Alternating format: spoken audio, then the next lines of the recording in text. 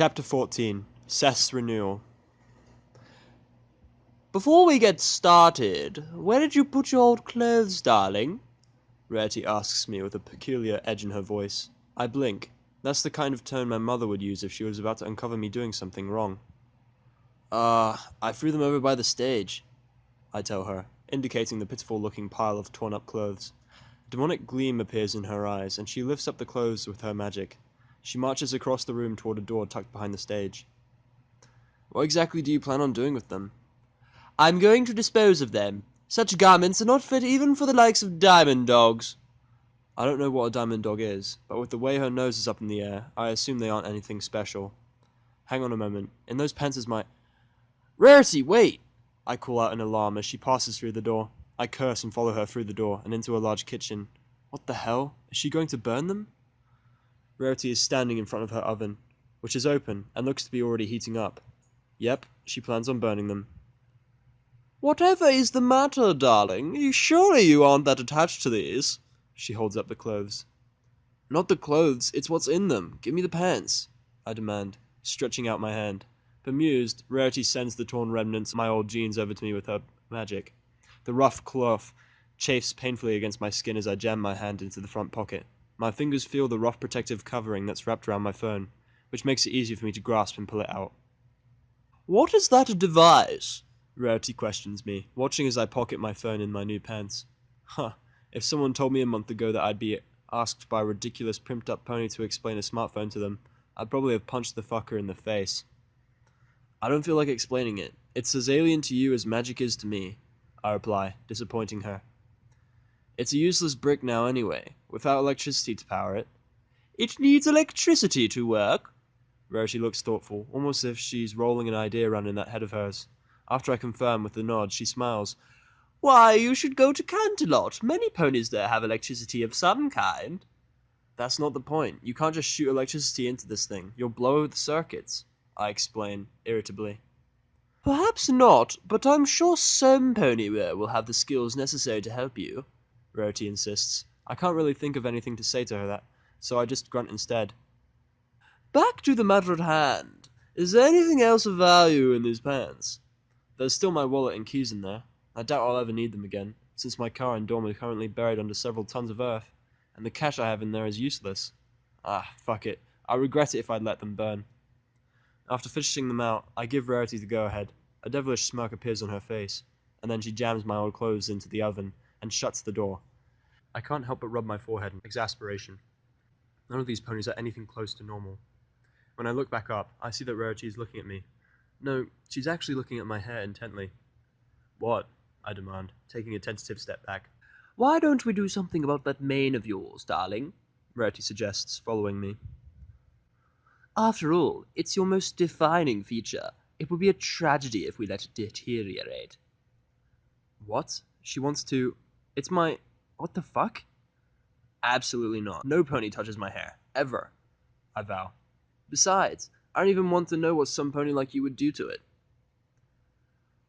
What do you mean, some pony like me? Rarity accuses, giving an offended scoff. You don't think I keep my mane styled so fabulously merely through luck, do you? Forgive me for not paying attention to the aesthetics of ponies, I say sarcastically, earning an exasperated expression from her. Trust me, I know what I'm doing. Besides, it would be a crime against fashion not to let such a wonderful mane shine. Rarity continues. Okay, now I feel gay. Yeah, I enjoy the fact that on a good day my hair shines. But when she says it, it sounds really dumb. What if your damn hair products fuck up my hair? I snap at her. Come now, I doubt it'll end up looking worse than a greasy mane. If you'll follow me... What's up with this mare? It's like she's not listening to anything I have to say. I watch her walk through the kitchen door and back into the hallway, but I hesitate. I won't lie, I'd kill to have my hair looking normal again. Since it's been almost a week since it's had a proper wash, there's so much build-up in my hair that it practically leaves residue on my hands whenever I touch it. That's fucking disgusting. Rarity was right about one thing. I did consider my hair my most defining physical characteristic. I'm surprised she picked up on that. But I'm not sure I trust her to do it. Even back in my era, there was only one barber that I ever allowed to touch my hair, and that was only because she'd been doing it since I was born. Every other barber that got their hands on it fucked it up, and resulted in no payment from me. Come along now, Seth. Rarity calls from the hallway. God damn it, I guess she's right. It can't get much worse than it is right now. Following her, I end up in a room that definitely looks like a hair salon. It's constructed a bit different than the ones I've seen, because everything there is more suited to pony anatomy. Like, the vanities don't have that slot for the neck, because ponies can just fucking stick their heads in. The hair dryers are also constructed differently. Like, I can't even describe how the handles look, since they're designed to be held by hooves. I don't even. Rarity once again shows off her creativity, as she puts together a makeshift chair for me to lie back on, using a variety of cushions and other furniture. It looks like it's designed to seat me comfortably, while my head and hair is left hanging in one of the vanities. When she hears me walk in, she looks up and then gestures at the chair. Wonderful. Do take a seat, darling. This shouldn't take but a few moments. What exactly are you going to do anyway? I inquire, but I do lay back on the chair. It's not that comfortable, since there's a bulge just under my back that's bugging me. Rarity's eyes glow at my question. Oh, I'm so glad you asked. First and foremost, I plan on washing your mane thoroughly to get rid of all that build-up.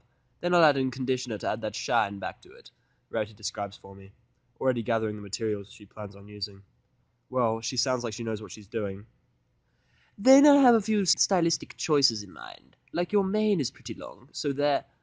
Yeah, no, I like it the way it is. Just clean it for me. I cut across her. Rarity looks put out. Well, you could do so much more with it, but I suppose it is your decision, she expresses hopefully. But when I say nothing else, she sighs. All right, lie still then, darling. Resting my head back, I shut my eyes. Like I always do whenever I get my hair tended to. I shudder involuntarily when a jet of water strikes the back of my head. It's lukewarm water, so after the initial shock, it actually starts feeling relaxing, as Rarity wets down the entirety of my hair. The next sensations I feel are odd, to say the least. For example, I actually find out what a hoof feels like against my skin, as she rubs some shampoo or whatever into my hair. It doesn't feel as hard as I expected. You know, from seeing horses and ponies in my era, those hooves look rough, but Rarity's actually feels somewhat soft. Despite that, I can still feel a bit of firmness in them. Also, the weirdest thing was I can feel portions of her hooves moving around to massage the shampoo in my very roots. How the hell does that work? Is that how they hold things with hooves? Man, evolution is fucked up. You know, you're not bad to look at. I think that given enough time, you'll make some lucky mare or stallion very happy, Rarity mentions offhand to me, and my eyes shoot open in surprise. Okay, what? Lyra's crazy, but now Rarity is saying it? Not you, too, I groan, resisting the temptation to rub my forehead. On the bright side, she said it in such a way that it showed no romantic interest at all. Basically, it was just a compliment. If Rarity had been a human girl and I had been interested, I probably would be raging because something like that screamed friend zone. Since she's a pony and I'm not interested whatsoever, it comes as a relief. Whatever do you mean, darling? I'm merely stating my honest opinion, Rarity clucks, momentarily moving her hooves from my head. Then the jet of water hits my head again, and she starts massaging the shampoo over my hair with her free hoof. You're ponies. How can you even consider someone of another species to be even remotely attractive? How the fuck do your sex drives even work? I blurted out, being particularly blunt in my phrasing. I can't see Rarity's expression either, so I don't know how she feels about what I just said. Now, Seth, don't go reading too far into this. As a fashionista, I work with beauty, and as such I've learned to appreciate it where I can, Rarity explains. It almost feels like she's scolding me. I've had the pleasure of seeing many species in my life, including griffins, minotaurs, diamond dogs, and dragons. The most similar to you is a minotaur, and to be honest, most of them are simply uncouth ruffians. Compared to a minotaur, you're much easier on the eyes.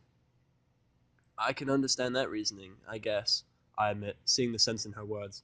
If minotaurs are here are anything like they are in our mythology, then they're probably hideous.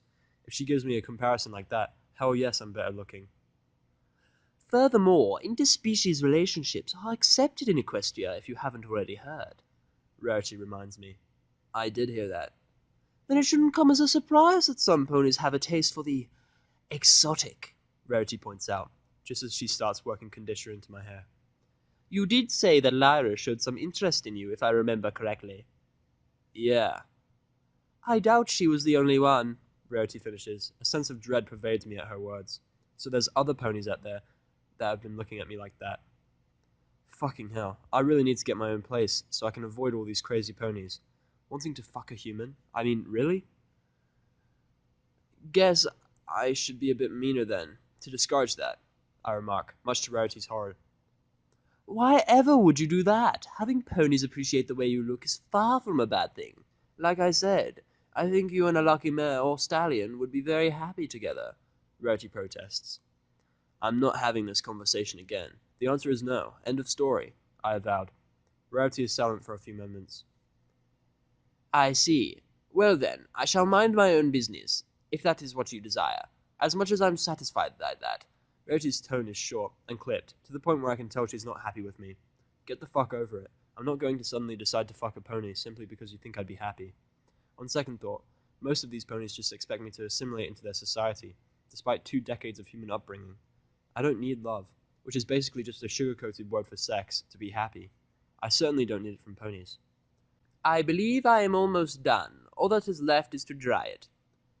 Good. I'm probably going to be late as it is, I grunt. Over the next few minutes, Rarity dries out my hair with one of her hair dryers. While she does it, she uses her magic to brush my hair. That's odd. Why would you brush your hair while drying it? Usually I dry my hair until it's only slightly moist, and then comb it. Ow, fuck. Well, that was a knot. Finished. Come take a look, darling. I think you'll be pleased, Rarity announces, a hint of pride in her voice. I sit up slowly, and already I can tell I'm going to like what I see. Like even before seeing it, I can tell because of how my hair feels when it falls down my neck.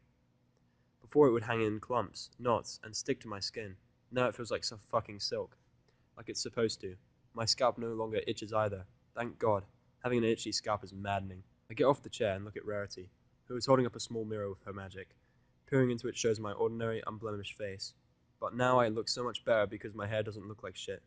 This actually does wonders for my state of mind. I really like my fucking hair. A second later, I realize I'm actually smiling a little, and Rarity notices, because she is beaming with success. Finally, now I don't look like shit anymore, is my outward response. But it's too late.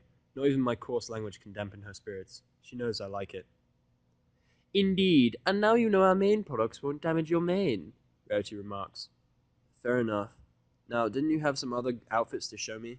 I remind her. Rarity nods enthusiastically, and she guides me back into the main room.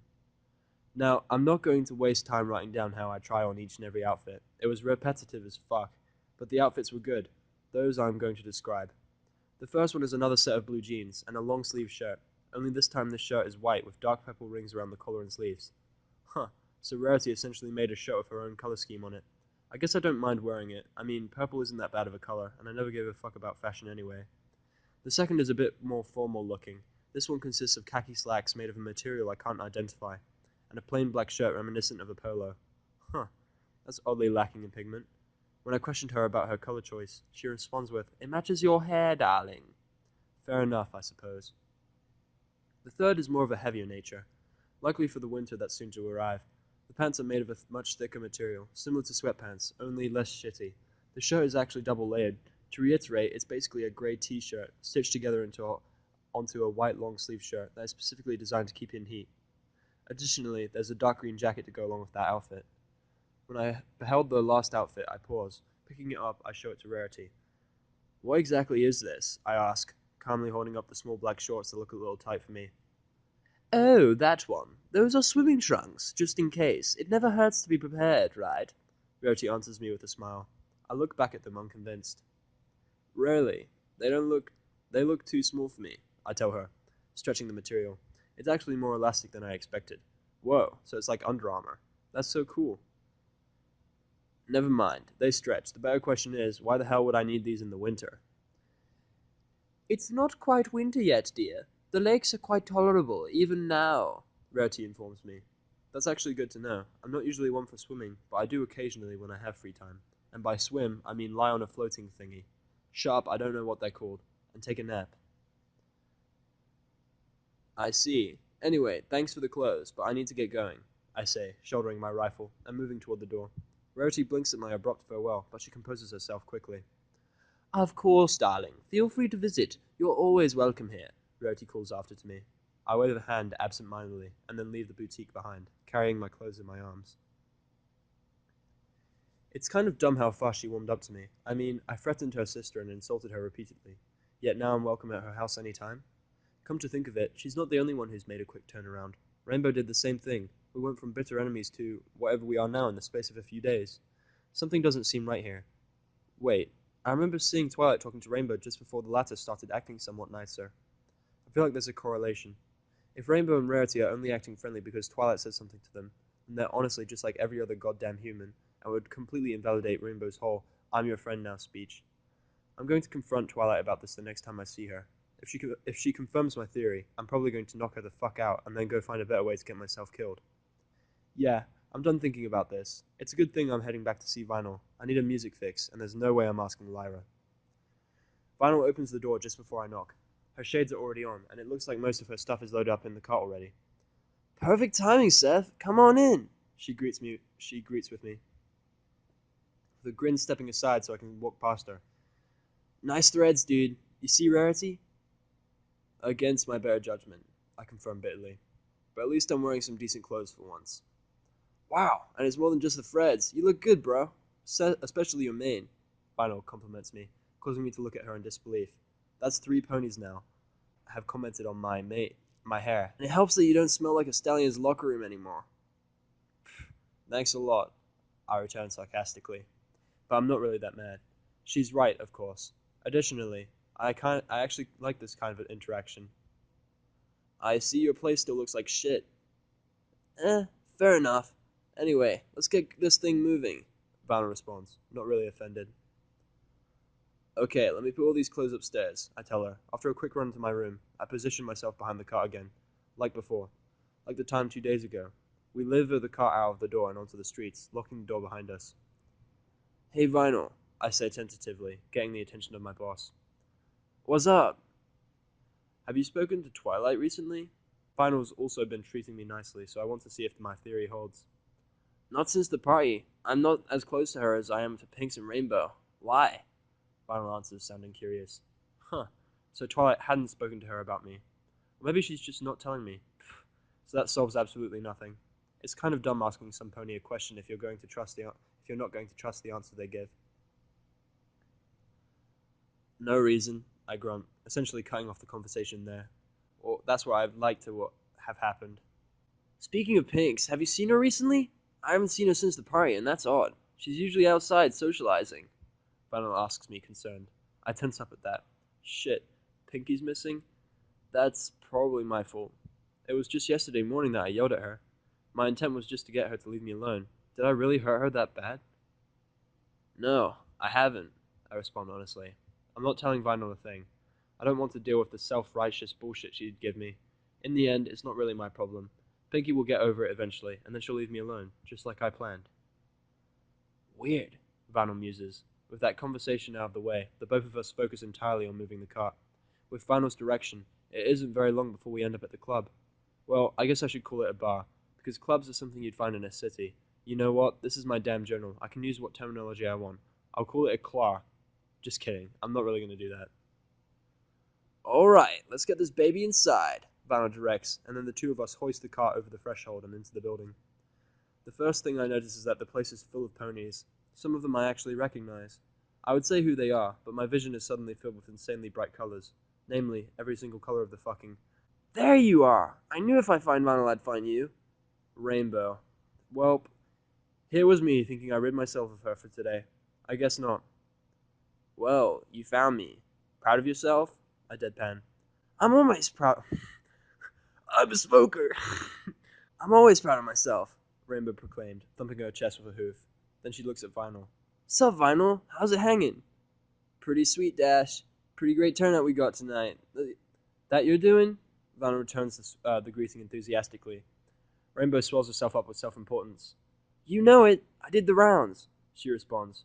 God, these two have energy out the arse. Thanks, I appreciate it. Anyway, I'll talk to you later. Steph and I gotta set all this up, Vinyl says, levitating the first box out of the car. Alright, yo Seth, when you're done, come find me.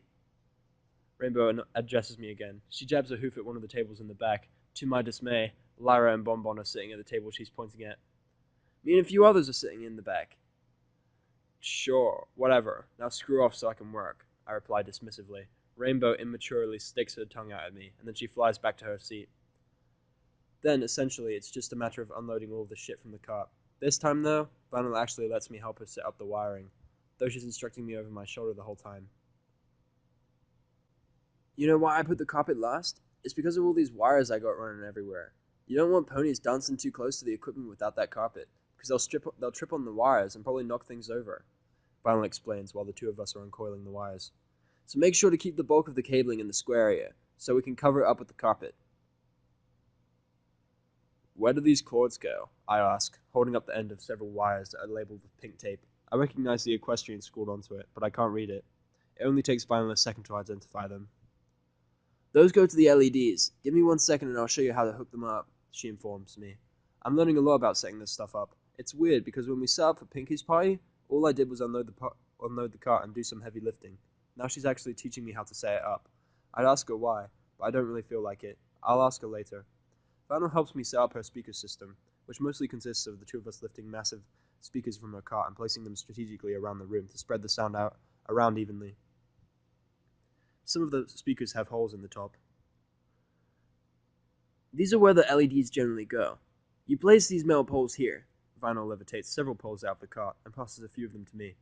Into these slots. Don't worry about the LEDs themselves. I'll just magic to fix them to the top of these poles. Shouldn't you just let me do that? You're going to be using magic for hours, and I'm twice your size, I'd inquire, demonstrating my point by sticking a pole in one of the speakers and then easily touching the top of it. Vinyl blinks. Whoa, is that consideration you're showing? You feeling alright, Seth? Vinyl quotes with a grin. There's a difference between being considerate and being practical, I remind her impatiently. We're working. Save the jokes for never. Please. Vinyl nods her head. Sure, she remarks, though it's clear she doesn't believe me. Fucking ponies, man. Moving on, Vinyl unpacks the different LEDs she uses to keep the dance floor lit, and then instructs me how to fasten them to the poles in the correct position and height. Throughout all of this, I gain a new respect for vinyl. I mean, even more than the usual respect I give musicians, I never could fathom how musicians think to so many different things at once. For example, when setting up for a performance, a musician has to think about what order the song should be played in to keep the audience entertained. For one, no audience will wait if the musician encounters difficulties with the equipment either, which makes technical experience a must. Vinyl's got all of this down, judging by the folder she's carrying on her back, as well as how she checks every piece of equipment and every wire for problems. Once she's confident the LEDs are ready, she has me to help her set up the tables. Turns out all I have to do is carry them, because she doesn't want anyone touching the controls but her. Makes sense. Alright, that could be it. That should be it, Fana declares. Once we set down the carpet over the massive wires, I wipe the sweat off my forehead, not used to this kind of exertion. I'm sure my body will get over it in the space of a few weeks, but until then, all of this heavy lifting is going to hurt. A tentative touch to my primary arm muscles tells me that they're stiff, which means they're going to be sore in the morning. Fucking great. I'm going to get started soon, so feel free to go out and mingle. I turn around and walk away from her without another word. Already I feel like I want to be alone. It's been a long day, so I want to rest in the quiet, but I'm not going to be getting out any of that. Some pony prods me on the leg with a hoof, prompting me to stop walking and see who it is. Huh, it's Flitter. I assume she just got here. I've just walked past the entrance. Hello, Seth. Nice to see you again, she says with a meek smile. I cross my arms and look at her wordlessly, waiting for her to continue. She quells when I don't say anything back. How are you? Fine, is my very short reply. I'm tired and I want to sit down. Please shut up so I can do that. Oh, okay. Where are you sitting? Just in case you wouldn't mind some company. Flitter tries once more to get something other than a single word out of me. I thought I'd been cold enough to Flitter to get her to leave me alone, but I suppose not. Letting her think I'd been dancing with her back at the party had been a mistake. Turning back around, I start walking towards Rainbow's table, where she's sitting with Lyra and Bonbon. Fuck you, Rainbow. I really don't want to sit with them. Over with Rainbow, I respond, knowing that Flitter would follow me. She must be really hurting for company if she chooses to run after me. Before she can say anything else, we have reached Rainbow's table. They look up as I approach. Guess you're done working, huh? Take a seat, Rainbow requests, slapping an empty spot with her hoof. I might as well. I'm stuck here anyway until Vinyl is done playing. Oh wow, I love what you did with your mane, Lyra gushes just a second after I sit down. While I wish the praise had come from anyone else, I do appreciate it. Thanks, I grunt. Rainbow glances at me, and I can see the veiled concern in her eyes. She notices how short I'm being. Probably. I don't know what she plans to do about it, though. Hey, do you mind if I join you all? Flitter asks awkwardly. Right, she is talking to her boss, I suppose. I'd be awkward too. Hey, Flitzer! Didn't expect to see you here. Heck, yeah, you can join us, Rainbow exclaims. Give me 1 second, I'll pull up a chair. Rainbow snatches a chair from an empty table nearby and is it between me and Lyra, much to my relief. Lyra pouts slightly for some reason as Flitter sits down on her haunches in the proffered spot. Oh, you got new clothes, Flitter observes suddenly. I can't help it anymore. I rub my forehead, getting irritated. No, really, I hadn't noticed. Thank you for telling me that I'm suddenly wearing a new set of clothes. A full minute after seeing them in the first place. I shoot back sardonically, and I see Flitter flinch visibly. I'm sorry, she stammers, while Lyra sighs and Rainbow frowns. Bonbon, however, is a bit more vocal. Are you a jerk to every pony you talk to? Bonbon demands. Great. Looks like another one is getting defensive with me. At least I know how to deal with fuckers like you. Yup, pretty much, I say casually. Glad we got that figured out. Are you done now, or are you just going to continue stating the obvious? I don't know what Lyra even sees in you, Bonbon snaps. Only a moment later does she realize what she just said. Shh, Bonbon! Lyra hisses at her, a blush quickly forming on her face. Rainbow and Flitter all look at Lyra and then back at me. Apparently neither of them knew about that part, which makes sense considering I only told Rarity. Neither do I. Besides, if you're worried about me talking to your mare, don't be. I'm not attracted to ponies, I retort, resting my face onto my fist. Utterly disinterested in this conversation. Bonbon looks scandalized, and then a light blush appears on her face too. Ha! Apparently I hit the nail right on the head there. I don't know what you're talking about. I'm into stallions. Thank you very much. Bonbon splutters indignantly. Uh-huh. You might fool these naive ponies, but certainly not me. I saw the signs. You're into Lyra, so you're probably jealous of me the moment I met you. It's a good thing you're not attracted to us, because with an attitude like that, you're never going to have a special sun pony. I can't help it. I cover my mouth as I laugh incredulously. Special sun pony? That's something I haven't heard before. That's just the most ludicrous way of referring to a love interest. How the hell does she keep a straight face when she says that? Okay, that's enough already. We came here to have fun, every pony. Rainbow finally gets sick of our shit and steps in, speaking loud enough that the both of us could hear her. Bonbon continues to glare at me, but with repeated urging from Lyra, she huffs and returns to her drink. Seth, you were never mean to me, Flitter says to me tentatively, ignoring the look of warning that Rainbow shoots her. I transfix her with my gaze. Because you treated me with respect and didn't get on my damn case all the time like these fuckers, I explain, indicating the other three ponies at the table with a hand gesture. Oh, Flitter gulps. A somewhat loud screech from the speakers alerts the room that Vinyl's tables have just switched on. I guess that means she's getting ready to start. Sup, every pony? That's right, the one and only Vinyl Scratch is here to provide you with the best beats this side of Equestria, Vinyl announces enthusiastically. In response, the ponies in the building, including the ones sitting with me, cheer. That's what I like to hear. Now with the song, I don't want to see every pony looking alive. The room seems to rumble with the sound of bass as the song begins. My head bops a bit in time to the relatively slow beat. It's more dubstep, and a particularly good mix too. I was never that much of a fan of the genre before, but I always did appreciate a well-done mix that wasn't obnoxious, like this one. What's up, Seth? You're a bit edgy, Rainbow asks me. I give her an askance look. Clever. She waited to ask until the music prevented most other ponies from hearing us. I mean, I can barely hear her. I'm tired, and Bonbon's a bitch, is my particularly eloquent response. Rainbow cocks an eyebrow. She's not that bad. Makes good candy. Did you two get off on the wrong hoof or something? She objects. Well, the first thing she said to me was, "Oh, wasn't your race dead?" You tell me, I remark, frowning. Rainbow opens her mouth to reply. I see your point. Seems kind of callous, Rainbow admits, causing me to look at her in disbelief. Did she just agree with me? But come on, lighten up a bit. I'll buy you a drink. Sounds good? No, I don't need ponies buying me stuff. Honestly, I just want to get back home and get some time to myself, I reveal. My stomach chooses that time to remind me how hungry I am getting. A quick glance doesn't seem to reveal any sources of food, though. I'd thought there would be free food here, since the last gig had plenty, but maybe that was because it was a pinky party, or whatever they call it. Look, dude, I insist. A cup of apple cider will help you unwind. Rainbow presses, wrapping a hoof around me. Hang on a minute. What? Did she just say apple cider? In that case, doubly no. I don't drink, nor do I intend to ever start. Great, ponies have fucking alcohol. You know, one of the worst things mankind ever created. Oh, look, here's a drug to help you lose your minds. What genius decided that was a good idea? What genius decided to keep making it after domestic violence increased? Fatal auto accidents increased. Unwanted pregnancies increased. Oh, dear God, I can keep going. This proves ponies are exactly like worthless humans. What do you mean you don't drink? Every pony has to drink to survive, right? What gives? Rainbow demands, confused. I give her a deadpan stare. Are you fucking kidding me? No, you idiot. I mean, I don't drink alcohol. I have something against poisoning myself to insanity. I snap back at her. Rainbow's ears flatten at my biting tone. Hey, I'm no idiot, but I have no idea what alcohol is, she admits. Wait, what? You just said apple cider. Doesn't that have a chemical in it that lowers your inhibitions and makes it more difficult to think clearly? What? No, it just tastes really good, that's all. Who in the hay would drink something with a thing like that in it? Rainbow looks genuinely appalled at the concept. So, ponies don't have alcohol. That is a huge relief. Okay, that is one thing about the ponies that I will admit is better than humans.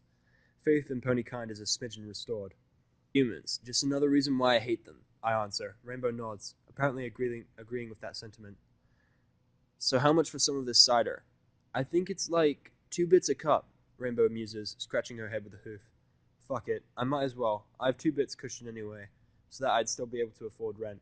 Rainbow fumbles a bit when I hand her the money. Go get me one.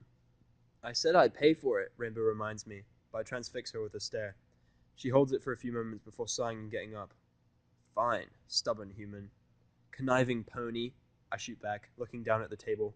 Rainbow looks at me oddly. Pasty-faced giant. I look up in surprise to see Rainbow grinning at me cheekily. A hint of a smile appears on my face too. She wants to play this game, does she? Technicolor adrenaline junkie, I retort. Whiny jerkface? Deformed worm thing. Weak-limbed wonder. Hoofed blabbermouth. Ape with stupid hair. Oh, she went there. Well, two can play that game. Tiny foal with a fucked up color scheme. Seems like our insults are getting more elaborate. Cocky flat-faced mummy. What are you two doing? Lyra, who looks to be on her way to the dance floor with Bonbon. Apparently she'd overheard us. Nothing, as Rainbow and I say at the same time, attempting to look as innocent as possible. Lyra regards us suspiciously, and then jabs her hoof at us in a universal I'm watching you gesture, as Bonbon drags her off. Rainbow and I glance at one another. I'm the first one to lose my composure as I chuckle into my hand, finding that entire exchange funny as hell. Rainbow is much less dignified about it, choosing to erupt in very unladylike laughter. Truce, I really am thirsty, I say, offering my hand. Really? No way, dude, I win. But yeah, I'll get you that drink. Be right back, Rainbow proclaims, thumping her chest before trotting through the crowd. She's alright. The only people I've been able to randomly insult like that would then get without them being offended are Amaryllis and Adam. Now, if only I could tell what she's like on the inside. I'm going to go dance, a voice says from next to me. Oh, right, Flitter is still there. She's standing up now, indicating the dance floor with a hoof. Would you like to join me? Nah, I'm too tired tonight. Flitter nods at my response, and then she disappears from view, as well, leaving me alone at the table. Of course, I'm not alone for long before Rainbow returns with 2 cups of cider with her. She slams one down in front of me, bits of froth flying. There you go, 1 cup of heaven. Heaven, huh? We'll just see about that, I reply, grabbing the cup and taking a gulp of it. Oh my god. Fucking ow, shit, it's carbonated. And I just took a gulp without being used to it. Ah, pain. When the pain passes, I give it another sip so I can actually taste it this time. Oh wow, it's like I'm drinking really good apple juice that's carbonated. Not bad. Right? You think this is good? You should taste it when Applejack's family makes it. Hers is like, what's a good word? Rainbow responds eagerly. Sex for your mouth? I provide helpfully. Rainbow jerks her head back, looking at me oddly. Not the words I'd have used, but close enough. Is that a human saying? She says awkwardly, blushing a little. Pretty much. Dude, humans are weird. Tell me something I don't know. We spend a few moments in silence, just drinking our cider. I'm not going to be able to eat tonight, so I stave it off slightly with liquids as the best I can do. Say, Seth, what do you know about pranks? Rainbow suddenly says, watching me with a wicked grin on her face. Where'd that come from? I start to reply, but then a louder sound cuts me off. Seth Rogers! That shout sounds familiar. I whirl my head around to see Twilight standing at the entrance, looking right at me. And boy does she not look happy to see me. More character development. Oh shit, I'm not supposed to say any of that.